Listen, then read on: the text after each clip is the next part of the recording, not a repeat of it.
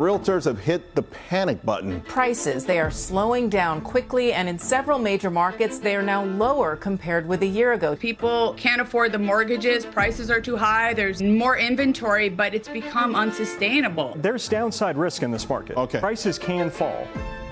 What's up, you guys? It's Graham here. So it finally happened. For the first time since the great financial crisis, the housing market has officially flipped, and sellers are beginning to panic. Like, as of now, there's an estimated 34% more homes for sale than there are offers. Sellers outnumber buyers by a record 500,000, which is the largest imbalance on record. Or I guess in other words, this is now the very beginning of a buyer's market where sellers are forced to negotiate down, homes are sitting on the market for longer, and in 61% of the US, prices are starting to drop quite dramatically depending on where you live. That's why we need to talk about exactly what's going on, which areas are seeing the biggest price reductions, or price improvements as realtors like to say, what analysts believe is most likely going to happen over the next year, and then finally what this means for you watching, because there could be some very good buying opportunities coming up very soon if you know what to look for. Although before we start, as usual, if you appreciate videos like this where we just cover the facts, it would mean the world to me if you hit the like button or subscribe. Yes, I know it's annoying when I ask for it, but it does sincerely help out a lot, and as a thank you for doing that, here's a picture of a squirrel. So thanks so much, and also a big thank you to Surfshark VPN for sponsoring this video, but more on that later. Alright, so in terms of the housing market, over the last year, this was the biggest issue keeping prices high. Frozen inventory. See, here's the thing. Up until recently, the housing market was pretty much at a standstill, with inventory and transaction volume falling to some of the lowest levels ever in history. Why? Well, if you bought a home between 2020 and 22, you were able to lock in a fixed-rate 30-year mortgage under 3%, or in some cases as low as 2.5%, meaning any lucky buyers are essentially just getting free money to go and buy a house when you account for inflation, and this pushed up home values to insane levels. However, like you would expect, this sort of free money eventually has to go away, and beginning in 2023, the Fed was forced to raise interest rates at the fastest pace in decades, which pushed mortgages past 7%, a level we hadn't seen, by the way, since before the 2008 crash. In fact, homes were so unaffordable that millions of buyers waited on the sidelines for a correction to happen, but home prices never went down. How was that possible? Well, at the same time that buyers waited on the sidelines, sellers pulled back too, and anyone with a 3% mortgage decided it wouldn't be worth it to sell, so they decided not to list their home and take it off the market, resulting in a term called golden handcuffs. Of course, regionally, some markets did begin to cool off, with places like Northport and Tampa seeing inventory surge 60 to 68% year over year, but other areas kept climbing, like New York City, Chicago, and Cleveland, with annual gains of 6 to 8% because they still had more demand than supply. But as we're starting to see throughout 2025, the bigger concern is beginning to be stagnation. See, here's the thing. Even though median home prices are still higher year over year, the pace at which they're increasing is beginning to slow down by a lot. For example, even though we saw 15 to 20% gains throughout 2021, today national home prices have only increased 3 to 4%, with spring price growth having slowed down for the 11th straight month. In fact, by March of this year, national home price gains were down to nearly zero, suggesting that buyers are now getting the upper hand. Although once you start to dig a little bit deeper, you'll begin to realize that this is what we're currently up against. One, we have higher mortgage rates. As of this week, the average 30-year fixed mortgage is hovering around 7%, which is double the interest rate that people were able to lock in a few years ago, and the highest sustained rates that we have seen in more than 20 years. As a result, the typical monthly payment of a median-priced home is currently hovering at $2,860, which is only $25 shy of the all-time record high. Now, two, we have declining demand. As of now, pending home sales are down about 1.7% from a year ago, meaning fewer homes are being sold. On top of that, about 14% of purchase agreements are getting canceled before closing, which is the highest cancellation rate since the pandemic crash of April 2020. In fact, a recent survey found that buyers are now less worried about bidding wars and more worried about their personal finance and job security. Not to mention, there isn't that urgency to want to close on a home as fast as possible because prices are no longer raising higher, and maybe the longer they wait, the better the deal they could get. And then finally, that brings us to 3, rising inventory. According to Realtor.com, active listings are up 30% from a year ago. There have been 81 consecutive weeks of year-over-year inventory gains. And right now, over 1 million homes are listed for sale, which is the highest level since 2019. Why? Well, they cite 4 main reasons. First, some homeowners can't afford to wait, and things like job loss, divorce, or a growing family force them to move, even if it means giving up a low mortgage rate.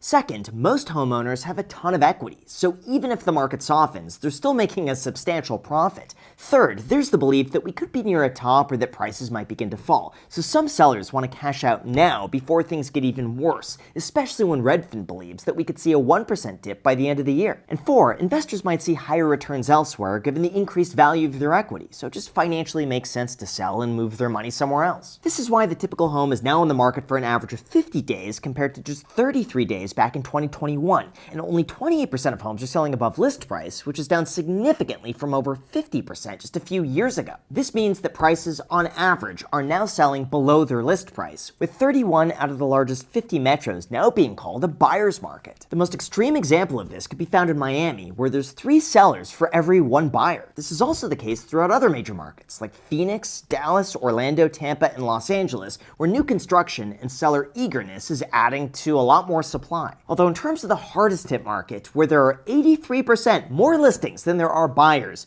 you're going to want to hear this because it's absolutely shocking. Although before we go into that, I'm going to be honest, it's truly astonishing the lengths people go through to protect their investments. I'm talking about setting up LLCs, creating complex passwords to protect their accounts, or getting home or auto insurance for peace of mind.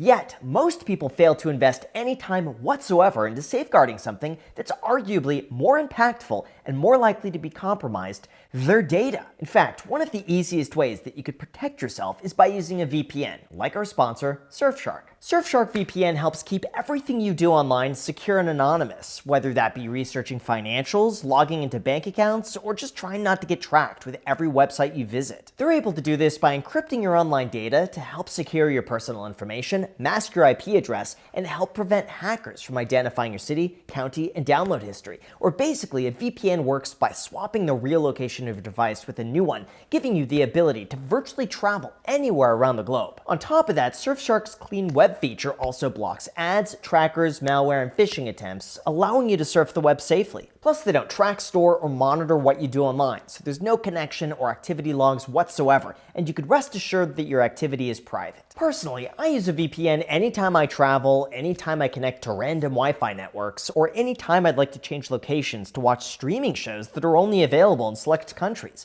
This makes it easy to pick a destination, browse the internet safely, and keep the information private that I work so hard to keep. Honestly, the way I see it, there's no reason not to use a VPN anytime you're on the internet, which is practically all the time. So get started today at surfshark.com/Graham and use the code Graham at checkout to get an extra 4 months for free.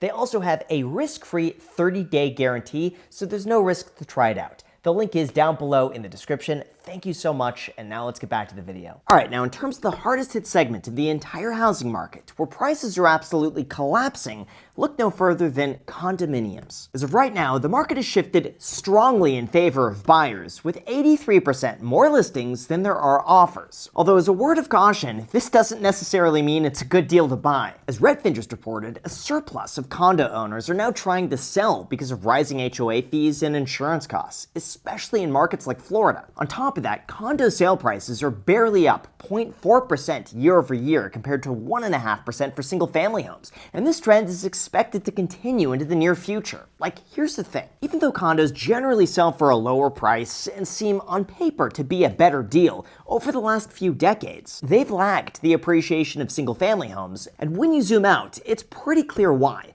One, you have rising HOA fees. In this case, Trulia found that between 2005 and 2015, HOA fees rose 32.4% compared to just 15.1% for the median US home. Older buildings also require more maintenance, and higher insurance charges are passed on to the condo owner, resulting in much higher monthly overhead. Now, two, when the market falls, condo prices fall even further. Or in other words, more people buy them because they tend to be cheaper in expensive housing markets, but more people sell them because they're located in larger cities. On top of that, lenders also consider condos to be riskier, so banks have imposed stricter requirements on condo mortgages for unforeseen issues. This also leads to 3, increased restrictions. With the condominium, homeowners associations might limit how you use the property, whether or not you could rent it out, or what you could do with it, which severely limits the upside and the potential buyer pool. And 4, single-family homes consistently have more demand and therefore become more stable. Even though they tend to cost cost more, most of them don't have a monthly HOA fee. You own the land and can add square footage, or for the most part, do whatever you want within zoning regulations. And there aren't the same drawbacks that you would have with condos, leading to more appreciation long term. This is why some condo markets have been completely collapsing, with Florida beginning to fall rather quickly. So what does this practically mean for you? Now this all depends on where you're looking, but let's talk about the hardest hit markets. On a large scale, nationally, median home prices are up just 1.9% from a year ago,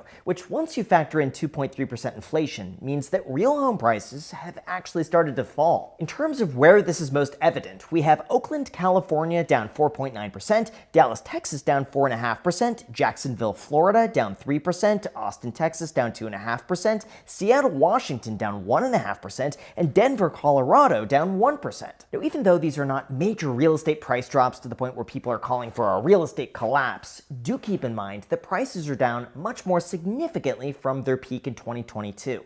For instance, Austin, Texas is down more than 21%, Oakland is down over 19%, followed by New Orleans, San Francisco, and Washington. In each of these markets, buyers can now get double-digit discounts from where prices were just 3 years ago. Even when you look at national prices, Realtor.com found that the median asking price was up only 0.2% year over year in late May, effectively flat, suggesting that sellers aren't trying to push up prices anymore, but merely just attract a buyer. In addition to that, there's another area that's seen some rather aggressive price action lately, and that would be home builders. See, because developers purposely build these homes to sell, they have more margin to play with. And so as a way to keep their prices higher, they'll use some of their profits to buy down the buyer's mortgage rate, effectively letting them pay more for a lower monthly price. Or if that sounds confusing, imagine it like this. Instead of a builder discounting the price of their home from $650,000 to $600,000, which would lower the market value of every other home they sell, they could simply use that $50,000 to buy down the interest rate from 7%